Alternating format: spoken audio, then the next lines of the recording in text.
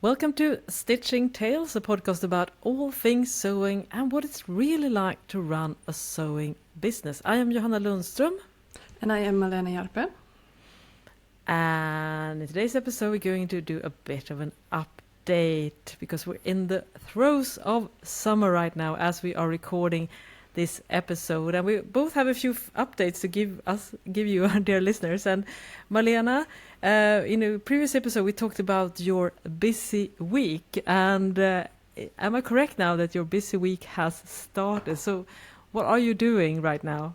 Yeah, so I have 1 week where I can do whatever I want with my own projects, business, whatever. I finished all my freelance work last week, and next week the kids and my husband will also be home for the summer holiday. So this week I can do whatever I want. It's so nice. Wow, I feel like I'm on vacation already. I'm not. I'm obviously working with my own stuff now. But you know that feeling when I can do I can choose whatever I want to do and how much I want to do it. I don't have to hustle it like in the evenings or whenever I have an extra break. It's like, no, I can do it now full time, full focus. So yeah, it's good. Yeah, it's so nice to hear because we talked about this previously as well, and it's so hard. Which we talked many things that we both have other jobs on the side, or on the side. I guess that's a main thing, especially for you because you. Yeah, work I have full-time. 100% work on the side. Yeah, that's not a side gig. That's a full-time gig, and then you're doing your Hazelhen Pattern company, and also of course this pod and all other things that goes into. Running a sewing business and a business in general, not to mention administration. Yeah, it's a lot of things that goes on. And in the previous episode, we talked about your plans for releasing your next pattern. And from my understanding, it's all happening, right? It is happening. Finally, Bilberry top. I think it's like 99.9% done now. The pattern sewing instructions, the pattern files are done. The only thing I'm missing at the moment is like proper photos that my friend will take. But I think I will get that later on in the summer. So, but I've had the pattern tested already. So yesterday I sat and read through all the feedbacks and did update the sewing instructions. Added on a little bit extra, steps for how to make the neckline and pleat making, because it is a little bit more, it's not just a regular t-shirt, it has a little bit more details. And I had a feeling like, is this enough explanations, pictures, or do I need to add a little bit more? And no, to make it like easier for someone who have never sewn anything like this, I needed to add a little bit extra diagrams and extra text. So now I think I am confident, done with it. Can you ever be 100% done with something? No, we're never done. And we talked about this before we pressed record here, the fact when you're in the throes of releasing a pattern, there are so many moving pieces, and especially we do pretty much all things ourselves, and compiling the pattern files and making the instructions and measurements and all the formatting that has to be correct and the lines on the pattern and the sizes and all that kind of stuff, and you always feel like you could always tweak it a little bit more, and especially with instructions, you feel maybe I should be a little bit clearer. But I wonder sometimes that is there almost to a risk of over-explaining things sometimes as well. So it might be a little bit of a tricky balance there when you start to, and then you feel maybe I should show this alternative method. Yeah, exactly. Yeah, that's a dangerous thing because there is not one way. Most of the time, one way of doing it. It's like, no, but you can do it this way, or in this fabric it might be better for this. If you have that type of machine, you might be able to do it like this. But then like it becomes a book, not just a couple of pages of sewing instructions. It becomes so massive, and that can be a little bit overwhelming as well. And also now that I have two versions of it, like a B cup version and a D cup version, and the D cup has like vertical lines to help better to get a better fit for the larger bust, and it has also a little bit shaped waist, and so they are a bit different. So then you have to make like two sewing instructions because there are two different ways of doing it, and and that just becomes so much. Yeah, it becomes so much. It also breaks the logic following of the pattern constructions, because you always like to take the sews from point A to B to C in a consistent order, so you can always follow along. But as soon as you throw in an option, such as an optional dart on a D cup, for instance, then you have to break that flow, because you cannot do all of the instruction twice, because 80% or 90% are the same.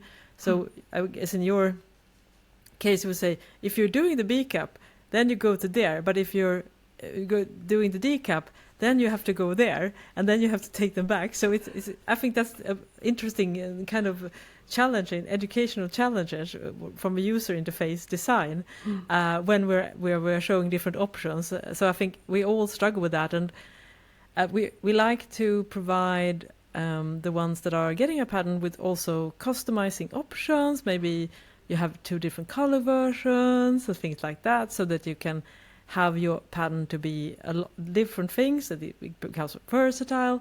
But that again adds confusion, right? Because it's so hard to you have to break the flow in order to explain the different types of methods. So it is tricky. It is super tricky to get that right.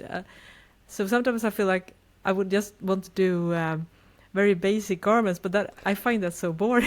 I find it boring to design, and I find that boring to provide, because I don't just want to do yet another T-shirt. I mean, if I do something, I want to have some details or style options. For instance, for my AV carding, I have 3 different color options: a standing collar, no collar, and a folded flat collar.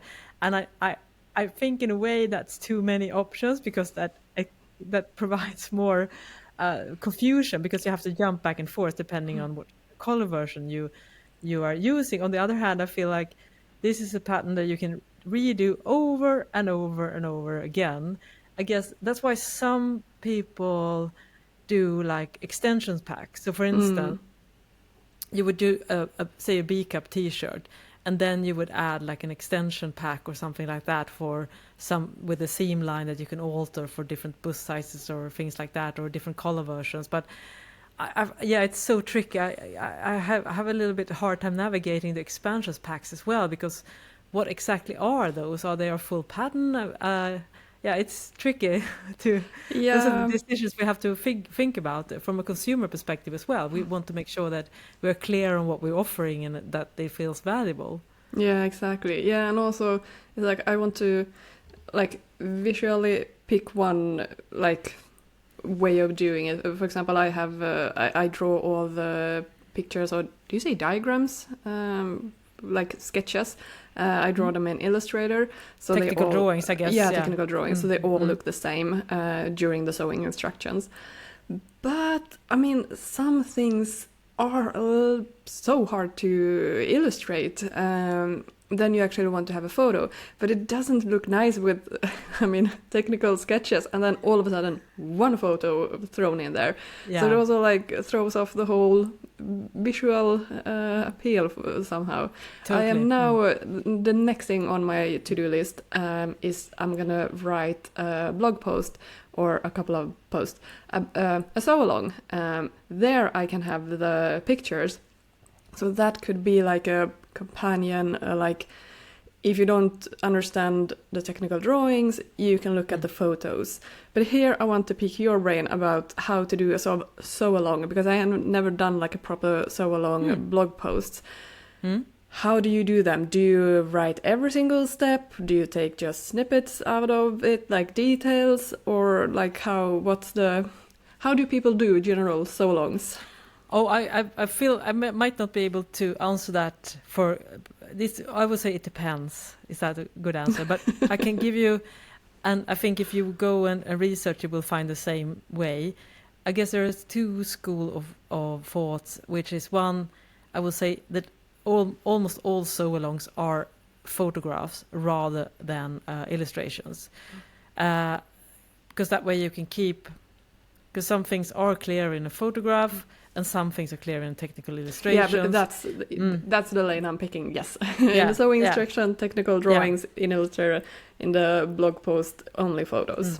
So what I try to do is that I try to expand on the instructions, because we have to keep it quite short. I mean, otherwise you're going to have print out tons and tons of paper if you're printing out the instructions.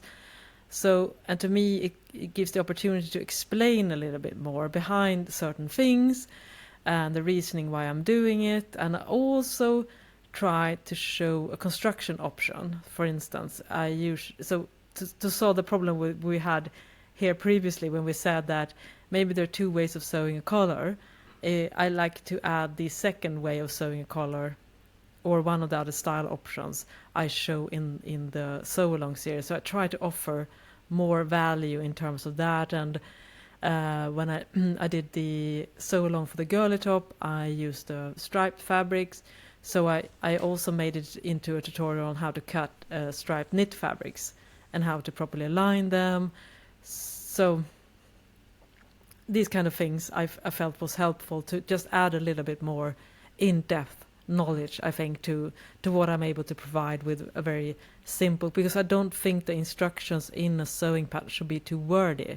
I think it's very important that you work primarily with the visual, that the illustrations should be quite self-explanatory, with arrows perhaps, something like that, and the wording is just enough and not much else. And I find that in the sew-alongs I can talk a bit more about the reasoning behind the method or some extra tips, and so that's how I do it. And sometimes I also, over time, I add to the sew-along with pattern hacks. So, but you write about all, like every single step, or is it just? I do. Okay. I do every single step. Yeah. Because so that's a little bit where I'm like, like, how should I do it? I have taken pictures already, and I thought I was like, I have like 35 pictures I could show for one of the version, like for the B-cup version, for example. But that's like, it's gonna be a lot. Yeah. I was hoping that this sew-along could be like a more, not expanding the sewing instructions, more like just showing the tricky part, maybe. Like the easy steps, do I have to show them, or is the sewing instructions enough? Can I just focus on certain parts, maybe, and have it more as a, like, no, the sew-along is maybe not, you can't follow it from A to C, like, it's not all the steps there, it's maybe just the more complicated stuff that I want to show, or if it's an option, so it's more like a complement to the sewing instructions, or is that going to be confusing? I think first of all, I know that all that you're listening now, our dear listeners and viewers of this podcast, probably has preferences, and if you want to help Malena out with this, you're free to email us at stitchingtalespod@gmail.com, or at our social Stitching Tales Pod on Instagram and YouTube. So that's my first very generic answer. But to me, I think it's a good idea, and it's probably, I am probably guilty of overcomplicating things. I think what I would find might get a little bit confusing is the word sew-along, because a sew-along kind of it indicates that along as you go every single step. Exactly. Yeah. So I would rather do more of a expanded tutorial series instead, and not use the phrasing sew-along. So for instance, I would say that for more assembly options or more detailed explanations, then you can, and then I drop the URL where I provide.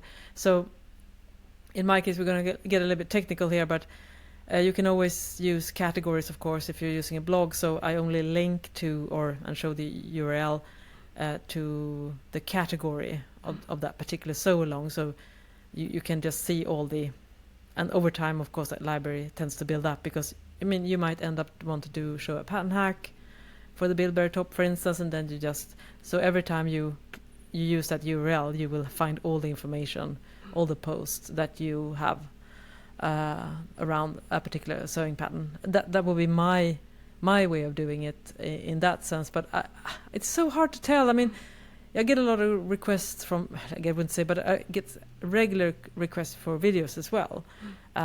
So, I mean, people want to learn in so many different ways, and it's hard to provide them all. I mean, we don't have that resources or the sales, honestly, to... Yeah, because it takes so much time. That's a little bit like I mean, I want to be, I would like to do, a complete so long with showing different options and way of doing it.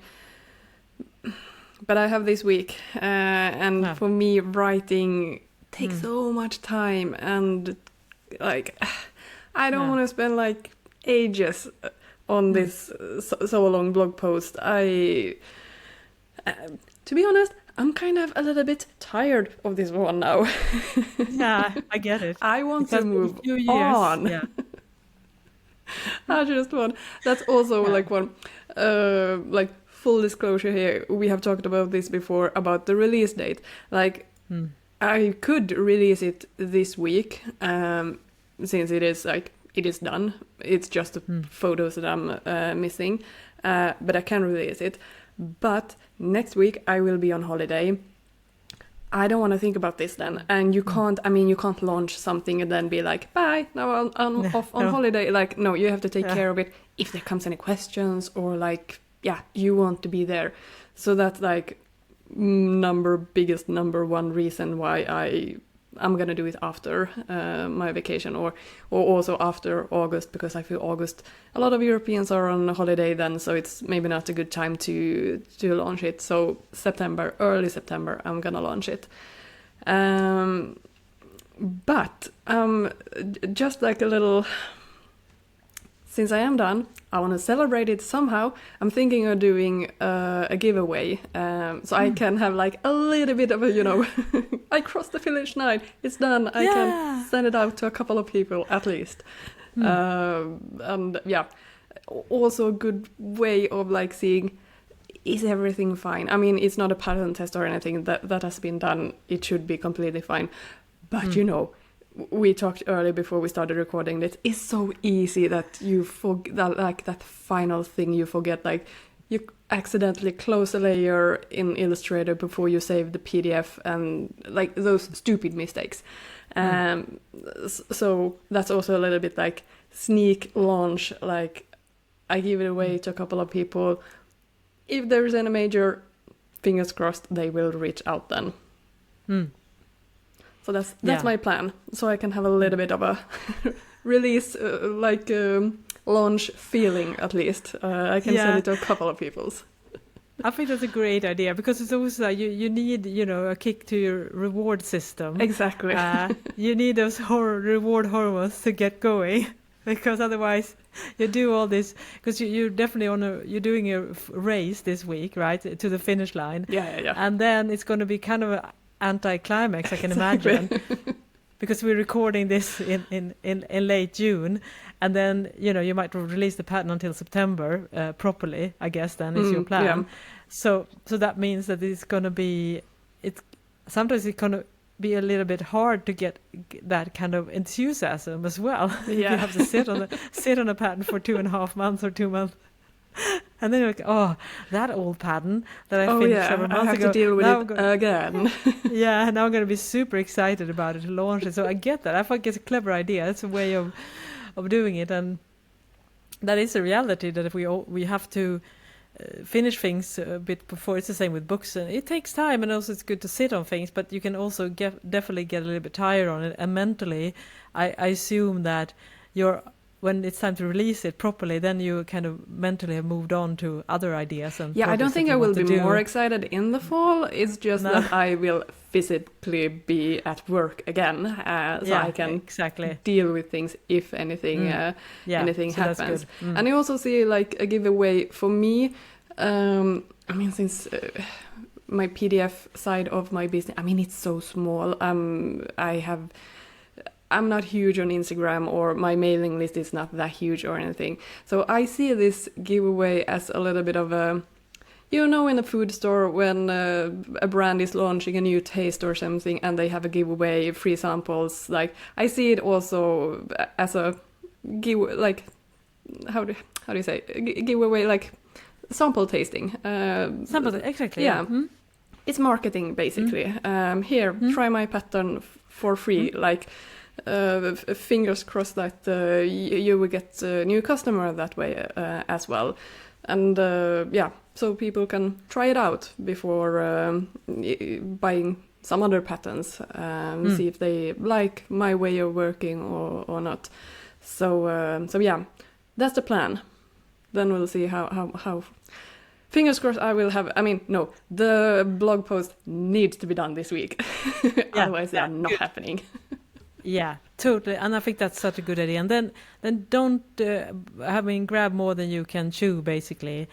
If what do you feel like you are able to do this week, you're definitely going to opt for that and do that blog post that you feel will be the most helpful or interesting or complementary to your sewing patterns. I don't think you have to do a full-on sew-along. No, also, great idea to change the wording so it's not a sew-along, it's something more complementary, to the sewing instructions instead. Then you're good to go.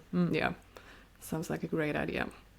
So that's probably remove some of the pressure of you, and you don't have to edit all those 39 photos as well. You can focus on the stuff that matters, because that I can tell you. I mean, you most sew-along you split them up into maybe, depending on the pattern complexity, but at least it's going to be 4 or 5, sometimes 6 blog posts, and doing the photo editing of those, and most each blog post has at least like 6 or 7 or 8 photos. I mean, I think for my Vida pants I probably had like 50 photos that I had to like edit and do color correction and stuff like that.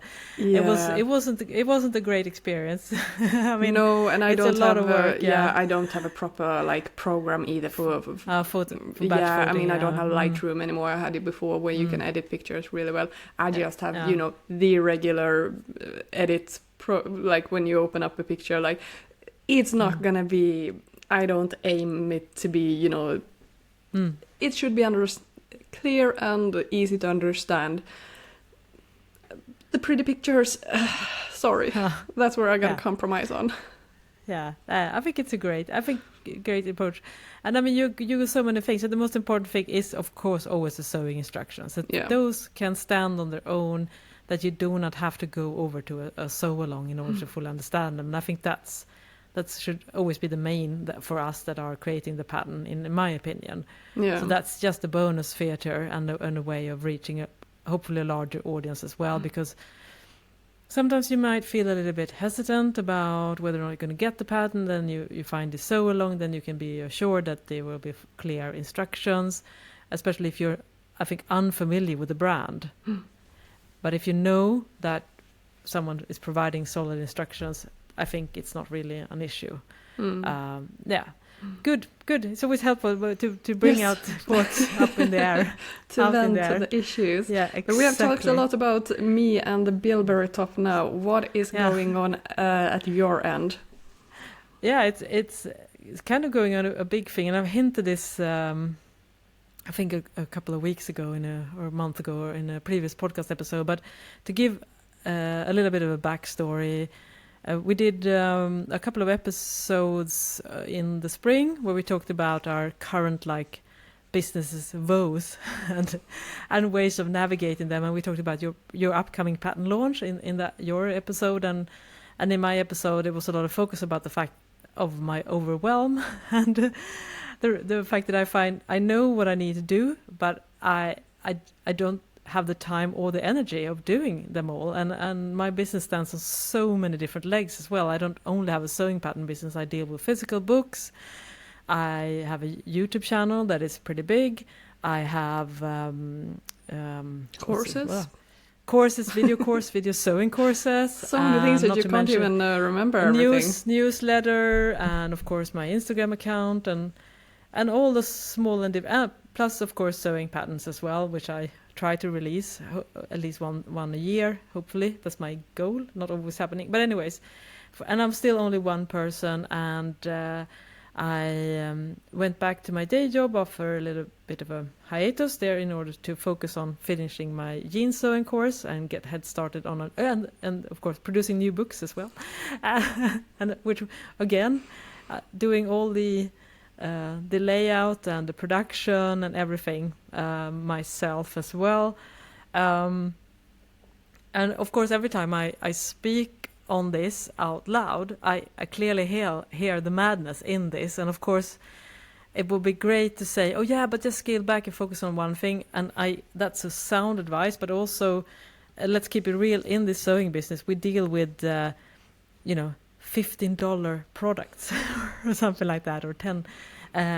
You have to sell a lot of products for each in order to take out a full-time salary. I mean, apart from the top tiers, there are not many pattern companies, I would say, that have this as their full-time income. So that means that in order to make that, you have to offer many different things for your consumer and meet them where they are. Someone may want to have a sewing pattern, some want to learn how to sew better with knits, some want to learn how to sew jeans in a visual format, some like to use a book, some like to have both. So that's where it kind of comes in. That's why my business is so have so many different legs, is that I want to take my the consumer or the sewist on a journey. So there are lots of different options and build on things that I already have. So for instance, my specialities is around sewing with knits and sewing jeans. So I try to build several different products around that particular topic. That was a long-winded background, but what happens is that this sounds reasonable, I guess, but in reality, it's extremely time-consuming and mentally taxing to run all these things by myself. And you should go back to the episode about the shipping drama. I'm going to link that to just fully understand the kind of tolls that having this kind of business can take on you. So it was very painful for me to realize that I cannot do this on a part-time basis, and I could hardly even do it on a full-time basis. And the situation now is that I do this part-time and then I have a day job. And, the math ain't mathing. There is no way. So there's a long-winded way of saying this, but I had to make a decision, basically. So I had to boil it down. To be frank, I had either to kind of wind down the last-ditch business, because it's not sustainable to run both things at the same time, and then scale up my hours at the day job in order to have like a reasonable living situation, or to quit my day job and go full force on the last ditch. So basically, there were no other options, to be honest, when I think about it. And I say this because this is the 10th year I've been doing this, so I have lots of experience, and I kind of can see in the future what certain decision will entail. So big crossroad. Which road have you chosen? Yeah, so what I did was that I actually quit my day job. Woohoo! I feel like we should have champagne. Come on! That's, it sounds amazing. You quit your job, but it's amazing.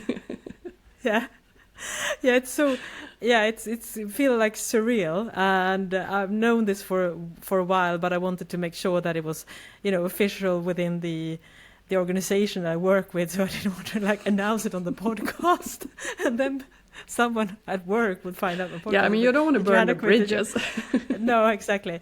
And I have a wonderful employer, and they have been super understanding, and they totally understand the situation I have been, and they've been very, very happy and supportive of the fact that I made this decision. And so I felt really good. I was super nervous to bring out this with my boss, but he was very, very kind and supportive. And so the reality. So how long do you have left then on your job? Just I think about 3 weeks. Yeah, so I'm quitting at the end of July. So I think my last day of work is in the last day of July or something like that. Yeah. So it's very, very close, and yeah, it's amazing. And the fun thing, because I have had very little anxiety around this decision this time. I feel I have a decent runway financially because I will not be able to take a full-time salary from day one. For sure. I mean, that's not the way it is. So, but I have a very solid plan of all the things I want to do in the future. It's going to take several years, I think, to build up this company where I can feel financially solid. But the good thing is that I feel super psyched, I am super motivated, and I have a very clear path forward.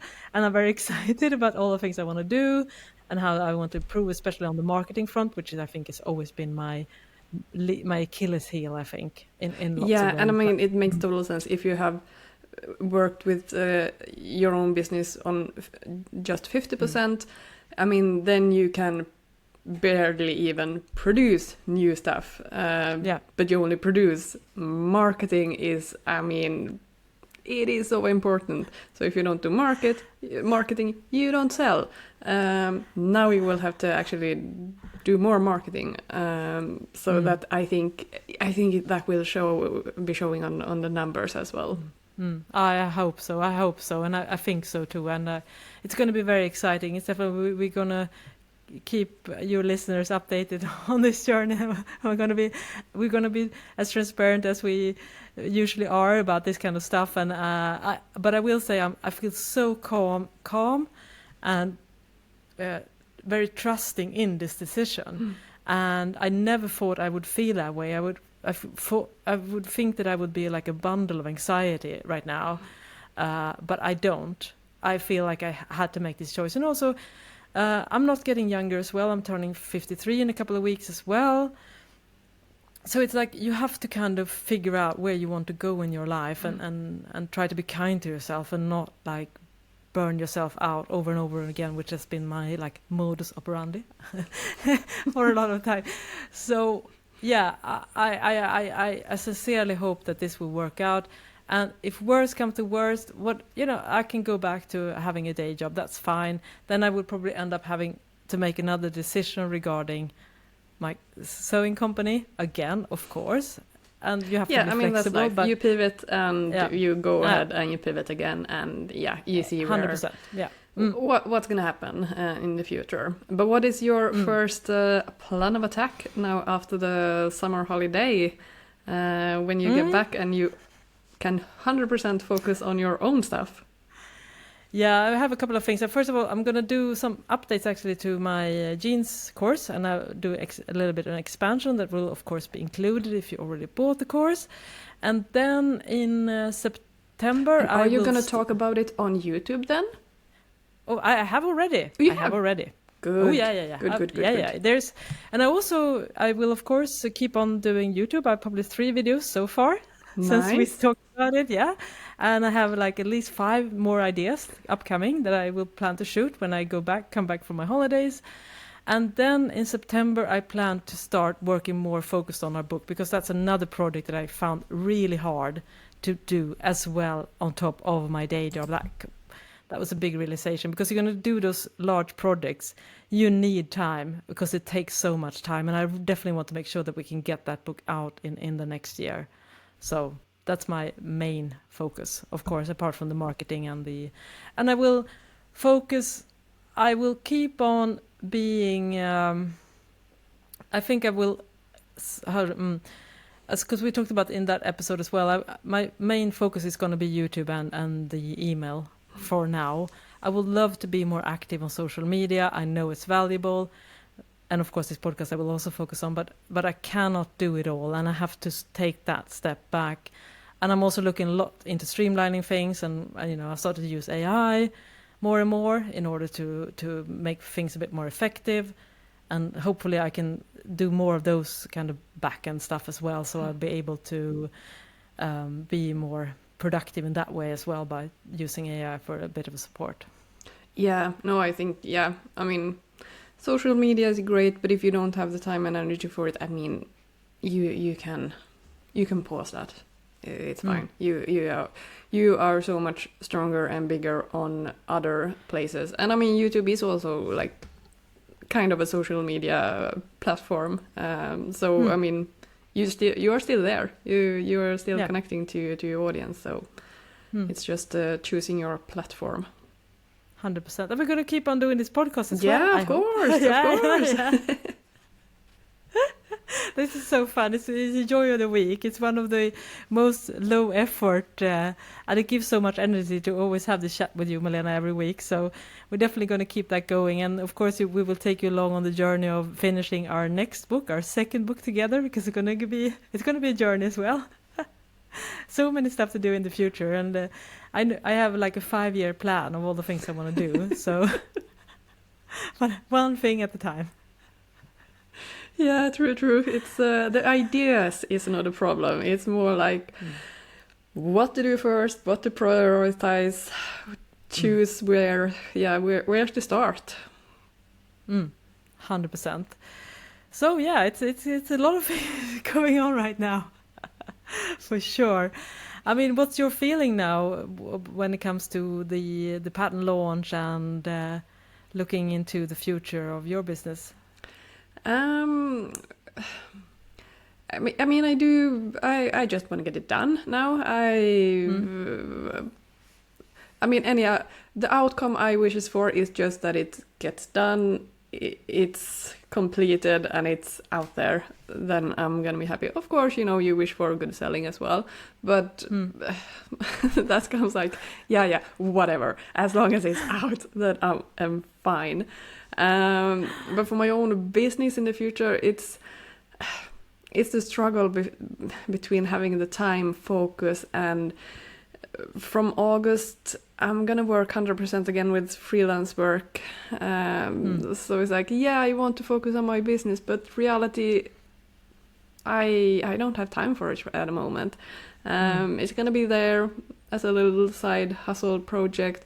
This podcast, always want to continue doing that, but I also gonna start on a new the department that I have been on last year. It's gonna change now, or like I'm gonna change department where I'm helping. I don't know exactly where it is yet. So I'm prepping for like, it always takes a little time before you get into everything, like new team, new routines are usually very much the same, but it's always like, before everything has settled, before everything is running smoothly again. So I'm not like, this fall I'm gonna do a lot of my own stuff. It's like, no, focus again, 100% freelance work. And get this pattern out. Like September come, it will be launched. Like whatever status, it's like, no, it's going to be launched.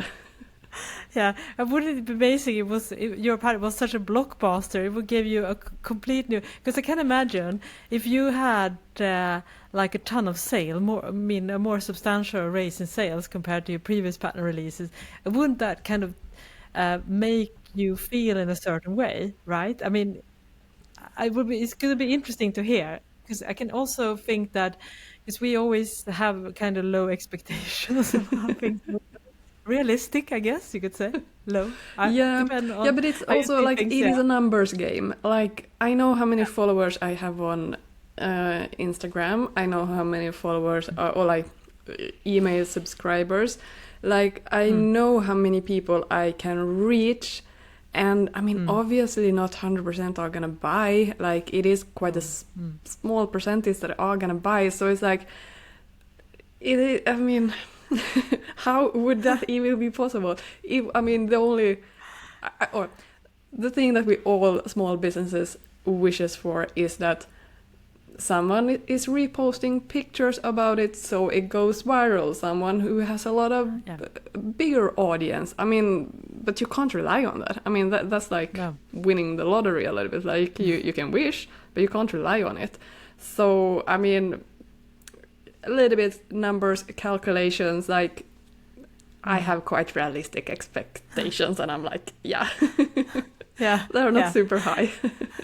Yeah, I think that's a good approach to have, because you have to, I agree with you, you have to be realistic about it. But I mean, I'm keeping my freelance work. I'm not quitting it yet.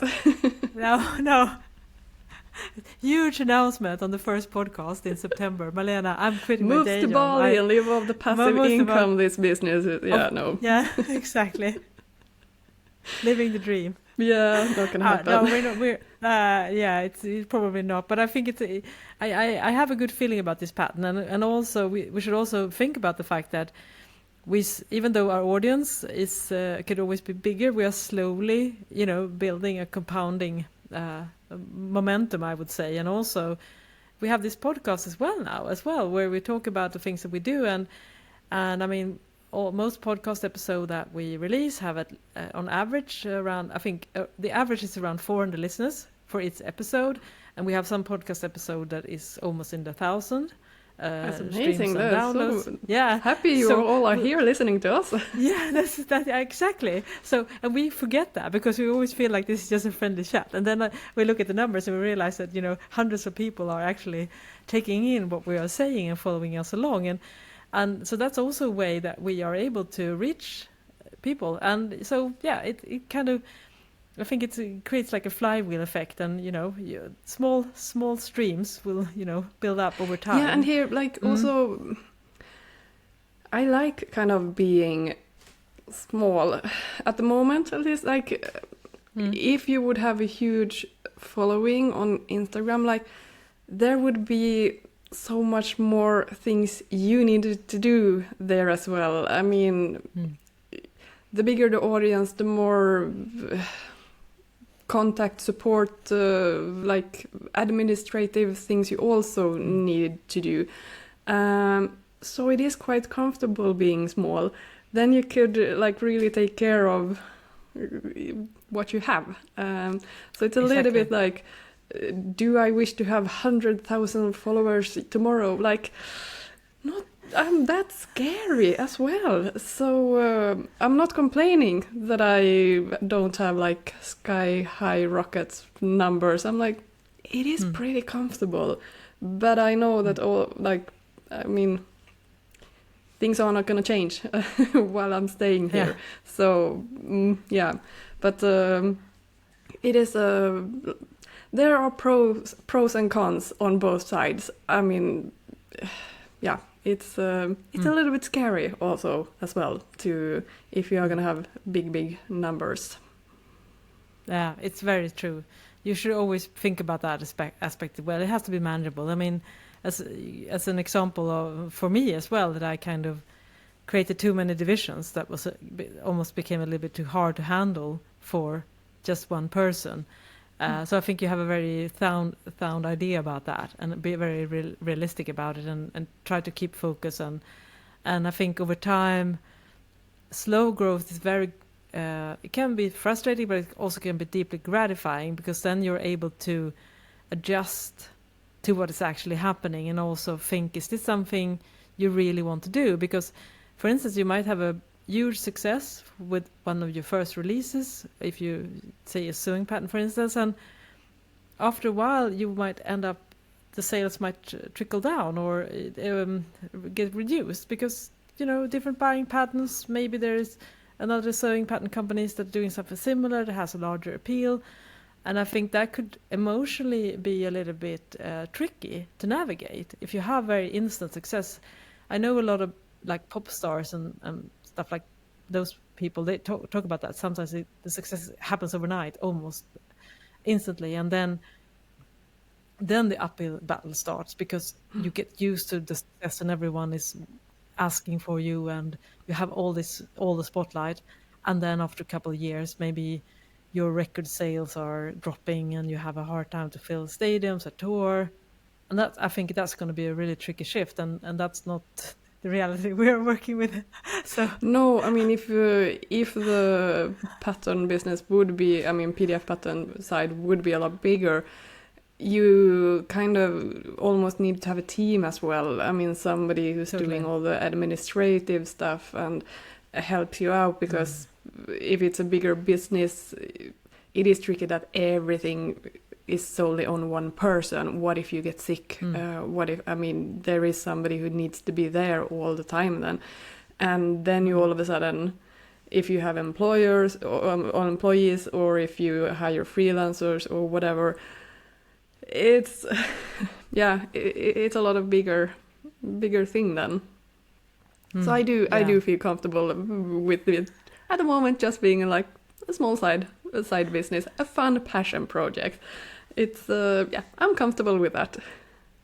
Yeah, that's so nice to hear. So nice to hear. We fingers crossed, and we will of course talk more about this in September once you release the pattern, and also of course I'm really curious to see how the giveaway went and all those things as well. But it was really fun to do another update of this, and we full disclosure, we are batch recording a ton of episodes now before we are both going away on holiday, so I'm not really 100% sure when in order this episode is going to be published, but we will take a small holiday break at the end of July, I think, and we will be back then after the holidays, sometimes in August, late August, I think.